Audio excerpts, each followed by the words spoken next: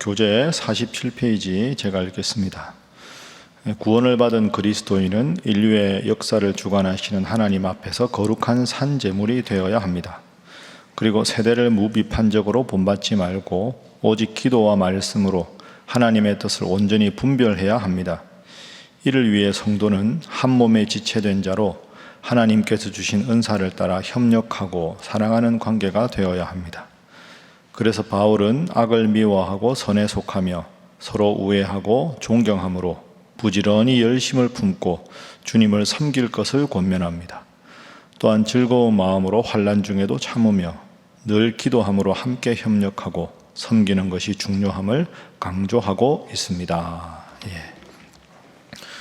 오늘 우리가 로마서 12장을 읽었습니다. 여러 번 말씀드린 대로 로마서 1장부터 8장은 우리가 믿는 기독교의 핵심이 무엇인가 하는 기독교 신앙의 핵심을 다룹니다. 그리고 오늘 12장부터 마지막 16장까지, 16장은 문안인사니까 엄밀하게 말하면 12장부터 15장은 앞부분에 1장부터 8장에 우리가 믿는 믿음의 도가 무엇인가를 밝혔으니까 그 도를 가지고 어떻게 살 것인가, 기독교인이 세상 속에서 어떻게 살아가야 하는가에 대한 내용을 12장부터 다룹니다. 그 중에서도 1절과 2절은 총론입니다. 전체적으로 가장 중요한 결론이 1절, 2절. 그래서 이게 그리스도인의 삶의 대강령이라 이렇게 부릅니다. 제가 이번 주일날 설교 본문이 이 본문인데요. 3절부터 5절까지 그리스도인의 삶의 대강령, 이렇게 살아라 하는 가장 중요한 명시적인 선언이 1절부터 2절, 그리고 3절부터 15장까지는 이럴 때는 이렇게, 기독교인의 국가를 어떻게 이해해야 되는가, 기독교인이 이 주제는 어떻게 이해해야 되는가, 그런 걸 하나하나 다루는 것이 12장부터 15장까지, 넓게 보면 16장 마지막 인사까지다, 이렇게 기억을 하시면 되겠습니다. 자, 그래서 오늘 먼저 1절, 2절 그리스도인의 삶의 대강령입니다. 2절 함께 읽어봅니다. 시작.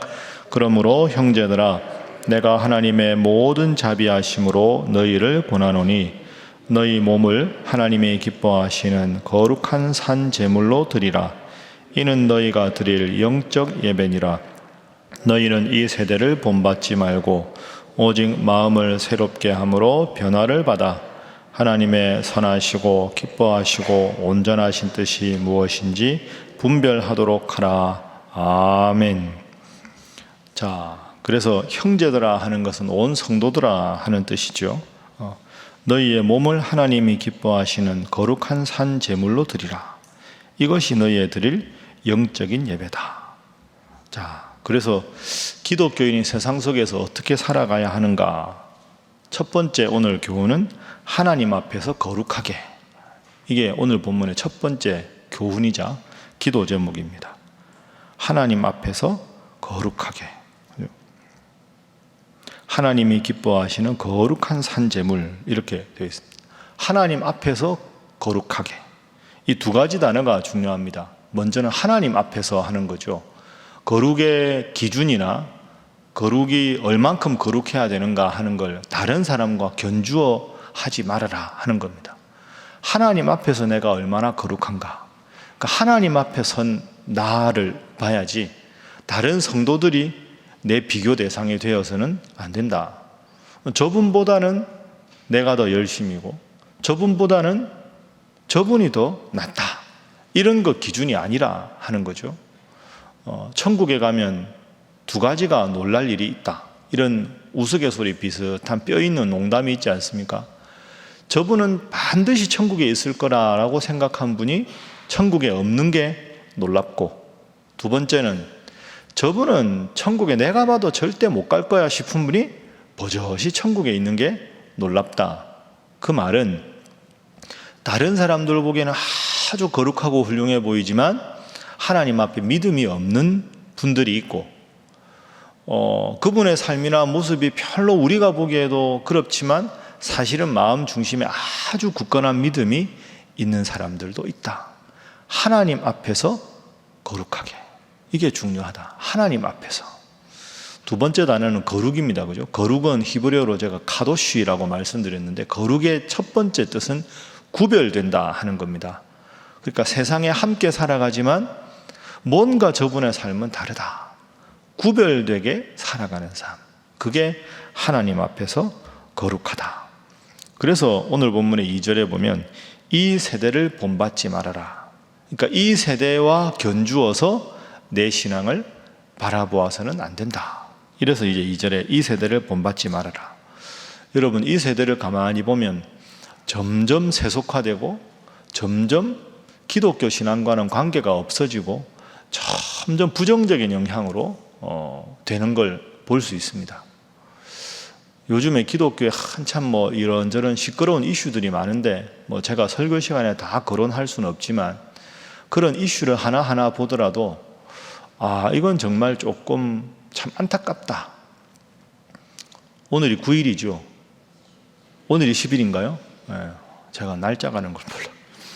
오늘 오후 6시부터 정부에서 이렇게 국무총리가 기독교에는 예배 이렇게 드려라 하는 공고를 냈지 않습니까? 제가 그거 보고 참 아쉬웠습니다. 심히 유감입니다. 정부에 하는 모든 정책을 반대할 건 아니지만 그런 게 얼마나 교회에 중요한데 하나를 발표해도 정확하게 엄밀하게 용어를 사용해야지. 물론 정부가 개인의 방역을 그리고 코로나19 확산을 막기 위해서 노력하는 건 필요한데 처음에 국무총리께서 뭐라고 하셨냐 하면 예배는 드리되 기도해, 성가대 연습 다 금지하라.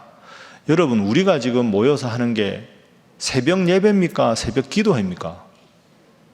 이거 법적으로 정확하게 말하면 우리는 새벽 예배가 아닙니다. 새벽 기도회입니다. 수요 예배입니까? 수요 기도회입니까? 수요 기도회입니다. 예배는 주일날 오전에 드리는 게 정확한 용어가 주일 예배입니다. 오후는 오후 찬양 예배입니다. 그러니까 사실은 지금 우리가 드리는 모든 걸 통칭해서 예배당에서 하는 종교의식을 예배라고 하지만 우리가 정식 형식을 갖춘 예배는 주일 예배. 이건 새벽 기도회 그리고 수요 기도회가 맞습니다. 이게 정확한 법이거든요.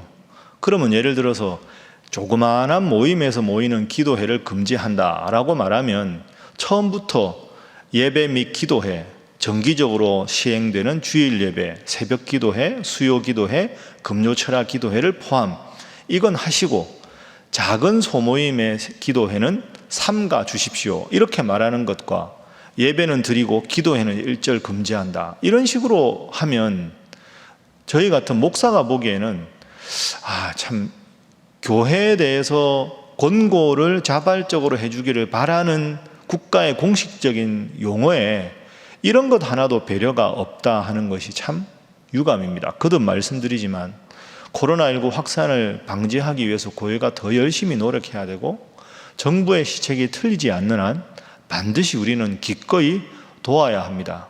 그러나 여러분들이나 저나 다 힘들고 어려운 데서 최선을 다해서 노력하고 있는데 그런 점에 대한 배려와 더불어 정부의 모든 시책에 좀 더 기꺼이 힘들지만 함께 갈 수 있는 방향으로 모든 일이 되면 얼마나 좋을까 그런 생각이 듭니다. 여하간에 이건 작은 예지만 우리가 보면 점점 예수님을 잘 믿는 것이 어려워집니다. 세상의 풍조도 점점 세속화돼 가고 여러분들도 느끼시지만 과거보다 얼마나 우리가 신앙생활에 열심히 약해졌습니까? 그러니까 바울은 이미 초시대적으로 이 말을 한 거죠. 하나님 앞에서 거룩하게 이 세대를 본받지 말아라. 왜? 이 세대는 늘 주님을 믿는 자들과 믿지 않는 자들이 섞여 살기 때문에 그 사람들의 죄악된 영향을 받을 수밖에 없다. 따라하겠습니다. 하나님 앞에서 거룩하게 그렇게 살아가시는 여러분 되시기를 주님 이름으로 부탁합니다. 자, 두 번째는 서로를 향한 교훈입니다. 하나님 앞에서 나는 거룩하게 서로를 향해서 따라합니다. 거룩한 산제물. 자, 1절 후반부에 보면 거룩한 산제물로 드리라 이렇게 되어 있습니다. 물론 거룩한 산제물로 드리라는 건 하나님과의 관계도 연결됩니다. 그러나 또 한편 생각해 보면 이건 나와 성도들의 관계도 적용이 되지요. 거룩하다 하는 말, 그 다음에 산재물. 제가 이 본문으로 말씀드렸지만 거룩하다라는 말 다음에 산재물은 안 맞는 말입니다. 재물은 죽어야 재물이 되지요. 살아있는 재물은 재물이 될 수가 없지 않습니까? 죽어야 재물이지요. 그런데 살아있는 재물이라는 단어를 왜 바울이 썼을까? 내가 지금 살아서 내가 보고 내가 듣고 내가 판단하지만 이것이 하나님 앞에 온전히 바쳐진 재물과 같은 삶을 살아라. 그러니까 내 모든 의지를 자발적인 의지로 복종시켜서 하나님 앞에 제물로 드리고 교회의 유익을 위해서 내가 먼저 희생하고 서로를 위해서 내가 먼저 봉사하고 그런 삶을 살아라 하는 것이 거룩한 산제물이라는 뜻입니다. 그러니까 나의 의지를 낮추고 하나님의 영광을 위해서 교회의 유익을 위해서 성도들의 섬김을 위해서 자발적으로 봉사하라. 참 훌륭한 멋진 표현입니다. 거룩한 산제물. 그래서 교회도 보면 이런 분들이 참 많습니다. 새벽에 나와서 나라를 위해서 교회를 위해서 기도하는 여러분들도 참 훌륭하시고 교회 이렇게 보다 보면 참 눈에 안 보이지만 수고하는 분들이 많습니다. 지금 이 뒤에 꽃꽂이도 그렇고 토요일날 깔끔이도 그렇고 제가 참 뵐 때마다 다 소중한 분들이지만 참 저분들 감사하다 싶은 분들이 운구위원입니다. 이 장례 났을 때 요즘 코로나 때문에 많지 않지만 제가 그분들 뵈면 여러분도 느끼지만 이게 운구위원 하는 분들은 끝까지 가시잖아요. 그리고 운구위원이기 때문에 우리 교회가 규모가 있기 때문에 잘 모르는 분이 장례가 나도 본인 일처럼 가는 게 사실 쉽지가 않거든요. 저야 사실은 잠깐 천국 환송예배 설교하고 거기서 인사드리지만 매번 수년간 그런 일 하는 분들 뵈면 그리고 교회에 이렇게 보이지 않는 곳에서 늘 이 화초를 갖추시느라고 더운 날이면 화초에 물 주시는 분들, 제가 어떤 분을 뵀는데 분명히 그분이 휴가인데 교회 와서 아니 휴가시잖아요. 휴가긴 휴가인데 이렇게 더운 날 물 안 주면 저 화초들 어떻게 되겠습니까? 하고 이렇게 물 주고 깎고 참 눈에 안 보이는 분들 가끔은 교회 이렇게 마당에 보면 마당 저쪽에 혼자 이렇게 조용하게 쓰레기 깔끔하게 정리하고 가시는 분들, 제가 그런 분들 뵈면 여러분들 다 참 아름답고 소중한 분들이다. 다 여유가 있어서 시간이 많아서 하시는 분들이 아닌데 그런 게 얼마나 아름답고 귀한 일인가. 거룩한 산제물, 이 단어 꼭 기억하시고 하나님 앞에서 교회를 위해서 다른 성도들을 위해서 섬기고 봉사하는 일에 기쁨을 가지시는 여러분들이 다 되시기를 주님 이름으로 부탁합니다. 자, 그리고 이어서 1, 2절의 대강령 이후에 3절부터 쭉 보면 한 몸과 지체로 비유합니다. 한 몸인데 4절에 보면 같은 기능을 가진 게 아니라 다 이런저런 다양성이 있다. 자, 5절 말씀 우리 함께 읽어봅니다. 시작. 이와 같이 우리 많은 사람이 그리스도 안에서 한 몸이 되어 서로 지체가 되었느니라. 아멘. 몸이 하나인데 여러 팔, 다리, 눈, 코, 입 있듯이 교회라는 한 몸 안에 다양한 지체가 있다. 이건 제가 주일 설교를 통해서 말씀을 드리겠습니다. 그럼 지체된 우리가 어떻게 살아야 하는가? 자, 10절부터 보십시오. 우리가 다 지체니까 교회에서 또 사회에서 형제를 사랑하여 서로 우애하고 존경하기를 서로 먼저 하며, 먼저가 중요하죠. 부지런하여 게으르지 말고 열심을 품고 주를 섬기고 소망 중에 즐거워하고 환난 중에 참고 기도에 항상 힘쓰고 성도들의 쓸 것을 공급하고 손 대접하기를 힘쓰라. 어떻게 보면 참 부담스러운 말씀입니다. 그런데 성경의 법칙은 이렇게 섬기고 봉사하면 결국은 내가 잘 된다. 이게 성경에 나오는 가장 근본적인 영적인 원리 아닙니까? 어리석은 부자처럼 곳간을 크게 짓고 나만 잘 살자. 주님께서 어리석은 자여 오늘 밤에 내가 너의 영혼을 취하면 이 많은 소득 소유가 누구 것이 되겠느냐.